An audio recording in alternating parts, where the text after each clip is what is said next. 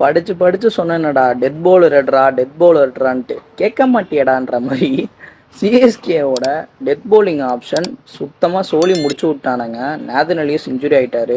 So Nathan எலியஸ்க்கு ஒரு replacement CSK கரண்ட்டாக தேடிட்டு இருக்காங்க. ஸோ ரீப்ளேஸ்மெண்ட்டில் பார்த்தோம்னா யாருமே ஆகோஹோ பிளேயர்லாம் இல்லை. எடுத்தாலுமே இருக்கிறத வச்சு மேனேஜ் பண்ணி தான் ஆகணும்.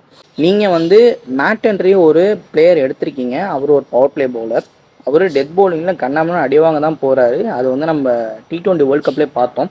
இந்தியன் கண்டிஷன்ஸ்க்கு அவர் கண்டிப்பாக செட் ஆக மாட்டார். So Matt Henry question mark. Khaleel Ahmed genuine power play bowler, middle over வச்சு போடலாம். டெத் பவுலிங் கேட்டிங்கன்னா கொஸ்டின் மார்க். அன்சுல் கம்போஜ் ஒரு நல்ல சோர்ஸ், ஆனால் அவர் டெத் பவுலிங்கில் உங்களுக்கு ப்ரூவ் பண்ணி கொடுப்பாரா கொஸ்டின் மார்க். என்ன கேட்டிங்கன்னா இருக்கக்கூடிய ஒரு பெஸ்ட் ஆப்ஷன் குர்ஜப்னீத் சிங் நான் சொல்லுவேன். ஆனால் அவரை நீங்கள் பிளேயிங் லெவலில் ஆடுவீங்களா கொஸ்டின் மார்க். ஜெமி ஓவர்டன் எல்லா ஃபேஸஸ்லையும் நல்லா போடுவார், ஆனால் ஒரு எக்கனாமிக்கல் பவுலரா கொஸ்டின் மார்க்.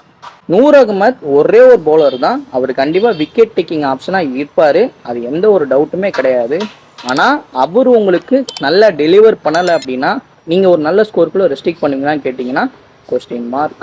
என்ன தான் வந்து ஆப்போசிட் டீம் ஒரு 230 220 அடித்தாலும் நம்ம சேஸ் பண்ண முடியுன்ற கான்ஃபிடென்ட்டாக சிஎஸ்கே போனாலும், ஒருவேளை ஃபஸ்ட் பேட்டிங் பிடிச்சி ஸ்கோர் கம்மியாக அடித்து டிஃபெண்ட் பண்ணுற மாதிரி போயிட்டா சிஎஸ்கேவோட நிலமை தெரியலை. ஸோ இப்போ சிஎஸ்கேவோட மனநிலை எப்படி இருக்குன்னு யோசிச்சு பாருங்கள். ஆஸ் அ சிஎஸ்கே ஃபேனாக நான் ரொம்ப ஃபீல் பண்ணுறேன். ஏன்னா ஒரு ப்ராப்பர் டெத் பவுலிங் இல்லாமல் நம்ம உள்ளே போக முடியாது. ஈவன் ஜாக்ரி ஃபோக்ஸ் வேறு வச்சுருக்காங்க, அவர் எதுக்கு எடுத்தாங்கன்னு தெரில. அது ஆக்ஷன் டைமில் ரொம்ப பரபரப்பாக போச்சு, எதுக்கடா ஜாக்ரி ஃபோக்ஸ் எடுக்கிறீங்கன்ற மாதிரி. ஏன்னா ஒரு சிஎஸ்கே லைனப்பில் உருப்படியாக இருந்த ஒரே டெத் பவுலர் நேதன் எலியஸ் மட்டும்தான். அவருமே அடி வாங்கினாலுமே அவர் ஒரு விக்கெட்டிங் ஆப்ஷனாக இருப்பாருன்றது எல்லாருமே பிலீவ் பண்ணாங்க. எல்லா எக்ஸ்பர்ட்டும் அதான் சொன்னாங்க. பட் நேதன் எலியஸ் இப்போ ரூல்ட் அவுட், கம்ப்ளீட்டாக ரூல்ட் அவுட் ஆகிட்டாரு. இப்போ சிஎஸ்கே கரண்ட்டாக என்ன பண்ண போகிறாங்க தெரியல.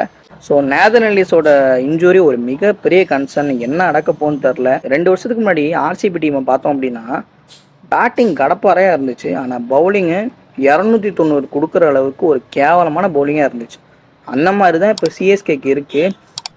நூர் அகமத், கலீல் அகமத், அன்சுல் கம்போஸ் டெலிவர் பண்ணலை அப்படின்னா சிஎஸ்கேவோட நிலமை பரிதாப நிலமை தான்.